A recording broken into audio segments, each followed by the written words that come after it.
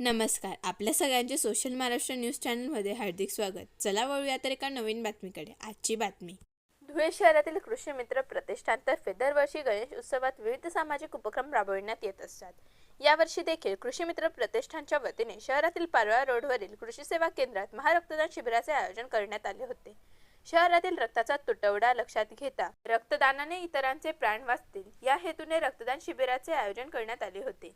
मोठ्या संख्येने रक्तदान शिबिरात कृषी केंद्र चालक तथा विक्रेते तसेच कृषी मित्र प्रतिष्ठानच्या सदस्यांनी सहभाग घेतला होता. सुमारे 80 ते 90 रक्तदात्यांनी रक्तदान केले आहे. जय श्रीराम. गणपती मोरया.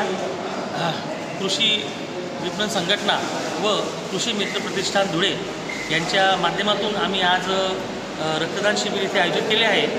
आमचं श्री कृषी सेवा केंद्र धुळे यांच्या इथे आम्ही आमच्या हॉलला इथे विषय असा आहे, रक्तदान श्रेष्ठदान जे म्हणतो आपण. आज आपल्या जिल्ह्यामध्ये रक्ताची खूप कमतरता आहे, तुटवडा आहे. त्यानिमित्त आम्ही दुसरं वेगळं काही सामाजिक कार्य आम्ही करतच असतो, पण यावेळेस आम्ही रक्तदान हे आम्ही शिबिर ठेवलं आणि आज कमीत कमी आनंद वाटतो की आमच्याकडे आज 90 ते 100 लोकांचे आज रक्तदान झालं आहे.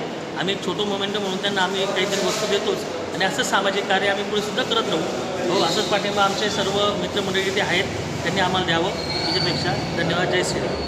आमचं कृषी मित्र प्रतिष्ठान धुळे शहरातील सर्व कृषी निर्विष्ठा विक्रेते व प्रतिनिधी अधिकारी सगळे या मंडळाचे सभासद आहेत.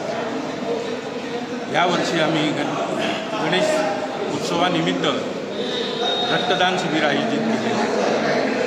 या रक्तदान शिबिरामध्ये 90 ते 95 लोकांनी रक्तदान केलेलं आहे.